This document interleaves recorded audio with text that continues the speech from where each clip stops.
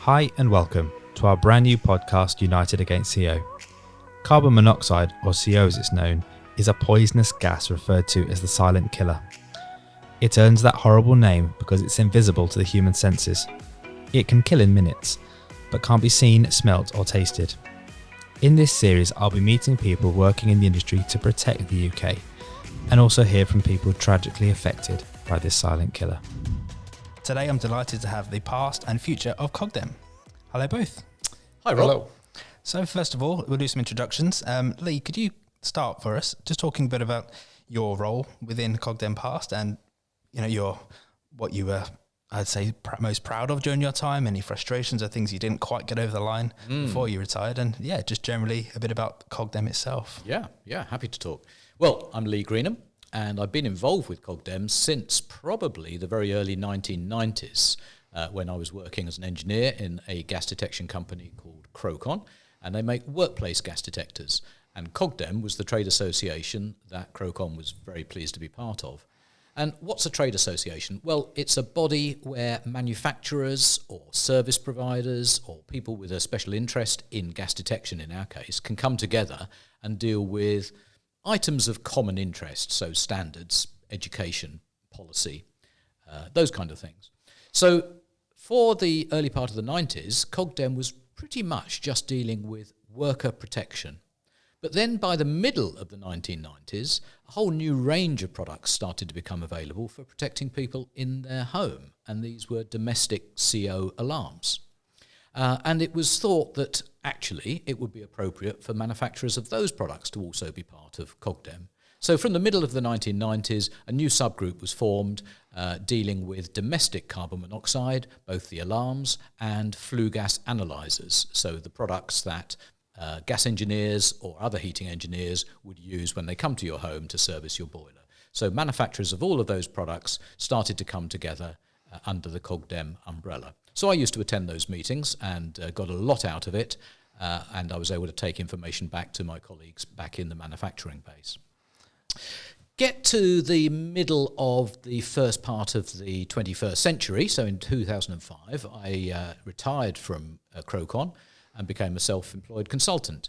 And one of the first projects that I picked up was when I was asked by the chairman of CoGDEM to run the day-to-day activities of the association. So my knowledge of workplace gas detection was what I was really giving first of all, but then I realised pretty quickly that an awful lot of the day-to-day activities that CoGDEM gets involved with is to do with domestic carbon monoxide, particularly alarms. So I used to say in those days that probably 70% of my effort was spent doing education, policy work, regulatory work to do with domestic carbon monoxide and alarms, particularly awareness raising. And this is something that this podcast is hopefully going to shine a light on, that the more awareness raising we all can do down to the consumer level to make sure that every consumer is aware of what a CO alarm does, why they need to have one, how it should be installed and looked after, then we'll all be so much better off. Yeah, I think that's a great point. I think that's exactly what United Against CO is supposed to be. It's a way of uniting the whole industry with the sole goal of awareness raising. We're in an unfortunate position, unlike with, say, smoke alarms as an example, where they have the fire kills campaign, and that is it. Whereas, unfortunately, within the carbon monoxide arena, there are lots of people all doing great work, but I feel that our voices could be much stronger if we speak together more, which is what the goal of all this is. And I think things are getting better. Hopefully Andy will be able to benefit from the fact that the industry now does come together. There's various forums for the industry to get involved with. Some of these have only been formed relatively recently. Others date back some time but need a little bit of kicking along to make sure they're very productive. And that's part of CoGDEM's role in these organisations, is to make sure that the subject of CO in general, in terms of gas safety, let's say, but CO alarms in particular, is always high up on the agenda because of the importance of CO alarms, because of the life-saving characteristics that the products have, that we need to make sure that it's always high up on the industry's agenda, whether that's the fuel industry, whether it's politicians, whether it's regulatory bodies, all of those. And that's a prime thing that CoGDEM needs to do, has been doing, and since my retirement in the summer of 2019, I'm very happy that Andy is taking that on. Okay, well, great point to segue over to you, Andy. So, yeah, I mean, obviously, it's, for me to say, it's quite big shoes to fill. I mean, well, from my perspective, when Leigh, I think one of the biggest achievements personally from CoGDEM is the fact that CoGDEM is still a relatively small organisation, but now holds its own with much larger organisations in this space. I think it's great that you've now stepped into this role. Leigh's given you a great platform. What are the things that you really want to drive on, some initiatives that have been started, maybe not completed? And what are your kind of goals for CoGDEM in the short term and the longer term? Yeah, you're right that I've got a huge shoes to fill. I don't underestimate the challenges that I have ahead with obviously Leigh's experience that he's gone into. I want to continue the hard work that Leigh's put in over the years with the work within Parliament, with consumer confidence. Also, I'd like to sort of promote the correct installation of CO alarms, and also getting it into every household, like you touched on. Smoke alarms now are secondary nature, I think, in every domestic household. CO alarms are coming up behind, but there needs to be more emphasis on that. And I think over the next couple of years, we're certainly going to be getting there. Yeah, I think you're spot on. I think the goal needs to be that people by default assume they should have a carbon monoxide alarm. We're nowhere near there, but I think you're right. I think that is achievable, and I think by all working together, I think that is possible. It's very difficult to try and work out the percentage of homes that have got CO alarms, and this is something that we at CoGDEM have struggled with, because everybody assumes we all know, because we know how many alarms are made by the manufacturers, how many are sold. But actually there's a real problem, because CO alarms have to be replaced every, let's say, 7 or 10 years, depending on the manufacturer. So when somebody goes into a shop and buys a CO alarm, or gets it from their heating engineer, or buys it from wherever, they might be replacing an alarm that they've already had, or they might be buying a new one because they've never had one before. So I think that when I started this role back in 2005, the main role within CoGDEM, we used to say that it was between 20 and 25%, so between a fifth and a quarter of UK homes that needed them had a working CO alarm. I think that as I got to retirement, it was probably up to between 35 and 40%. Now, I'm not claiming that's down to me at all, but certainly all the awareness-raising activities done by people like the fuel suppliers, and all the campaigns done by victims associations and other bodies, together with stuff that the media has picked up, it all adds to the demand for CO alarms from people who probably haven't had them before. So hopefully we're now sitting at around about 40% of homes having them. But that still means 60% of homes haven't. So if you go out and about and you visit someone's home, there's a higher chance they haven't got an alarm than they have. And that will be great when we've gone through that 50%, so there's more chance that they have got an alarm than haven't. Yeah. One thing we've been working on, we worked on last year, was working within the EU, at the EU Fire Safety Week. CoGDEM had a slot where we gave a presentation over the 3-day event. It was very well received. We're going to be looking at continuing supporting that event. So if we can tie in with organisations like that, tie in also with the emergency services, the fire services, get them to start promoting it, I think that's a key to get it out there into the sort of general public domain a bit more. Yeah, I think one of the things that, one of the best ways and it's been proven, is to get more alarms in homes is legislation. And that's something I know, Leigh, you specifically worked very, very hard on. Yes, we've been very fortunate over the years that we've had in the UK an all-party parliamentary CO group. So that's a group of interested MPs. Some of them are interested because their constituents have raised it with them. Others recognise that there's an issue with CO that needs to be addressed. And that group's been very good at lobbying Parliament. It can't cause Parliament to do things, but it can put all the correct messages over. And we're very pleased that APCOG, as it's called, the all-party group, has been very keen to have CoGDEM's point of view put forward. We've been their input on technical items to do with CO alarms, and will continue to be. But one of the frustrations is that because Parliament has these fixed terms, and in recent years the government has ebbed and flowed between various prime ministers and various elections, so there hasn't been a long enough time period to get real legislation enacted. We were very hopeful that rented properties would be forced to have CO alarms, irrespective of whether or not they've got solid fuel, gas or oil heating, any kind of heating with a fossil fuel. And that has been agreed by, if you like, by Parliament, but the legislation has yet to go through. Each time we get closer, then unfortunately Parliament gets withdrawn, and there's another election and a new government is formed, and it gets put back. But hopefully within, let's say, the next year, this will be something that will make a real difference, because very often it's people in rented properties, people who aren't particularly responsible for their own safety. They don't feel responsibility. They feel their landlord or their local authority has a responsibility. Those may be the people that are most at risk, and they can't necessarily take their own decisions because they're in rented property, so they would be reliant on their landlord to get themselves an alarm, to check the alarm, to make sure it's fitted in the right place, as Andy said. And it's a shame that that legislation, which we hoped would go through in 2017, is still yet to happen. I think it's also, equally frustrating that Scotland and now most recently Wales are pushing on ahead with these legislations, and England has just been left behind. It is odd that we've got these devolved assemblies or devolved governments where you'd think there'd be a level of consistency on something related to people's health and safety and well-being. But as you say, the rules are very different depending on where in the British Isles you are, and it's very frustrating. Having said that, you asked, as we started this podcast, for one of the proudest moments.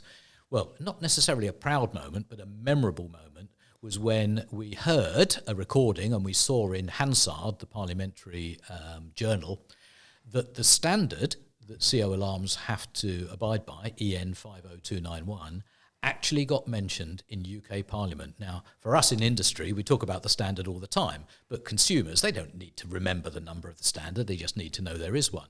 But on the day that there was a debate going on about landlords and safety of tenants, and somebody made sure that the number of the standard was mentioned in Parliament. So that was quite a memorable moment. It's not something that's likely to be repeated, but our industry standard did get mentioned. I always think there's another role that CoGDEM plays, I always feel, is, and it's probably unknown to most people, is the helpline. Now, I know you've managed that helpline for a long time. Now it's Andy's job, but are there some instances of that you've taken calls that have had, I'm sure you've had a direct impact on people's safety? Are there any that really stand out to you? Yes, a few over the years. The helpline is available for people to ring, whether they're in industry, whether they're domestic consumers. We promote it on our website. It gets promoted in various leaflets. So people can ring if they've got a query. But often people ring because the alarm's gone off. They don't know what to do. They haven't kept the leaflet. They're really unaware of what action they should take. And the first action is to go to the internet and look at the search engine and put CO helpline. They'll come across our helpline, they'll ring and they'll explain what's happening. And there have been a few times when we've had people who've had a genuine emergency going on and we've had to inform them the immediate actions to take in terms of leaving the property, turning off appliances, opening windows, if they feel unwell, making sure they get something done about it. But we've had also a lot of near misses where I think that we've been able to stop people from being affected, certainly their health being affected by CO. One particularly memorable call was in the middle of the night when the phone rang and woke me up, and it was a lady whose CO alarm had gone off half an hour after a whole load of her friends had finished smoking shisha pipes. So they were having a shisha pipe party. It was in the middle of winter. They'd got all the windows shut, and the CO alarm had gone off in the next room an hour later. When talking to her about the reasons for it going off, that the level of carbon monoxide from these pipes can be very high, and it obviously filled her whole house, she then said, "Oh, well, we've got all of our friends' children sleeping upstairs. What do you think we should do?" So that's when that call turned from a kind of cozy chat into, my goodness, you need to get them out of the house promptly. So we have had some really interesting calls, and I'm sure that Andy will also get lots of interesting calls on that helpline. I think it just gives great insight, because I don't think many people are aware of the diverse nature of the sort of product like shisha pipes. Many people would have no clue that's a problem. There's obviously the barbecue issue, which has been, there's been some great successes there in terms of labelling on barbecues and so on, even down to boats. I know you've done lots of work. Carbon monoxide isn't just something that exists just within your home. I think that's something that CoGDEM has done a great job of raising awareness of the multiple. That's where it's such a complex and complicated thing. Unlike a smoke alarm, fire is very visible. It makes lots of noise, lots of smell, smoke, because as you know, it's known as the silent killer, and it can creep up in so many certain ways, even leaving your car idling in your garage for a certain amount of time. There's been lots of cases.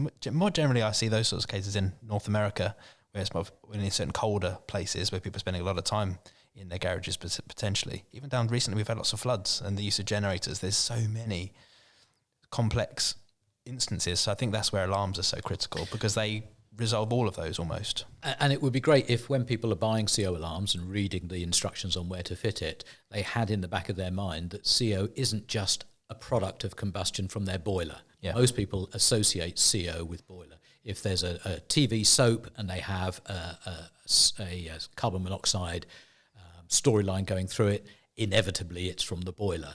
But as you've correctly said, Rob, CO can be evolved from an awful lot of other combustion processes.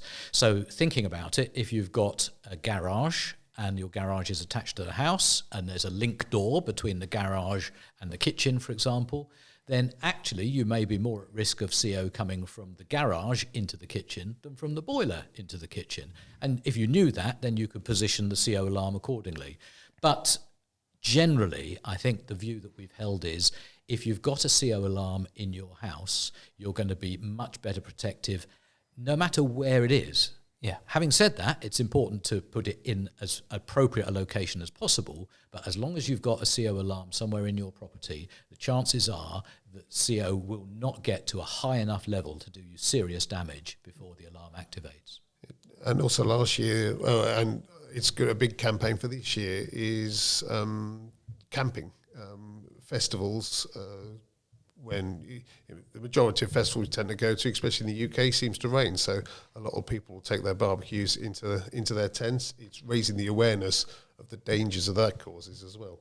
I think one of the things at festivals is, first people are having a good time. They may have had a drink, and some of the symptoms of being hungover are kind of very similar to CO poisoning. And I think it's not only educating the people attending the festivals, but it's the organisers themselves, that the medical people on site are aware of carbon monoxide, because they could be sending people back to their tent assuming that they've just had a few too many last night. And I think this is the good thing about the CO community. We've talked about the all-party group. So the all-party group is very interested in knowing how all people in the UK can be protected against CO risk. And the festivals one is something that they've really taken hold of in the last few years.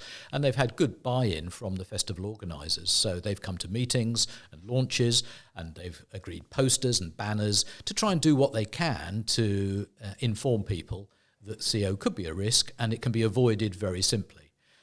As Andy said, the problem is that if the weather is bad and you're cold, you forget those things and you do what you can to heat yourself up, and bringing a barbecue into a tent does happen. So, and I was stunned from the recent research that actually is when the coals are at their coolest, they actually can be cold to touch and still giving off huge amounts of carbon monoxide. Maybe people may be thinking they're just being dutiful and not being untidy by bringing their barbecue in. It's not even necessarily for warmth, and still it's such a huge risk. Yes, a lot of scientific research has been done. In fact, at Cranfield University, somebody's got a PhD now on the basis of research they've done into charcoal burning. And as you say, it's not that the barbecue looks like it's gone out, so the problem's gone away. The coals in the middle of the bit of charcoal is still very hot and still producing carbon monoxide, so that's when the risk can be greatest. Yeah, I mean, we've got some alarms here. I know, I'm afraid anyone that's listening, you won't be able to see them, but we do have some alarms here. Even alarms have moved on a long way, obviously, since when you became involved with CoGDEM. From the fact that there's alarms, obviously I'm a big fan of digital displays myself, because it gives people that reference for lower levels even before the alarm goes into full alarm. there's the interconnectable nature of alarms. So you can have alarms in multiple rooms. One goes off, they all go off. Where would you like to see, where's the sort of the holy grail of carbon monoxide alarms for you? What could be the ultimate alarm be? Yeah, I think that communications has come on so much in the last few years with interfaces to your mobile phone, interfaces to your home Wi-Fi network, that there's great possibilities for you to find out about the air quality within your home, including the CO, from these devices. I'm a firm believer that the display, the digital display on a unit itself is a very good thing to have. It just gives you that confidence that everything in your home is working properly, that there is no CO, even a low level, not enough to trigger the alarm, but just a low level, that there's none of that around. However, if you then understood from your phone that the device is working, it's sending out data, and that the air is clear, that's again another good piece of information that you can have. So I think interconnecting alarms to digital control systems, to home heating systems, that's probably going to be the way that things move forward.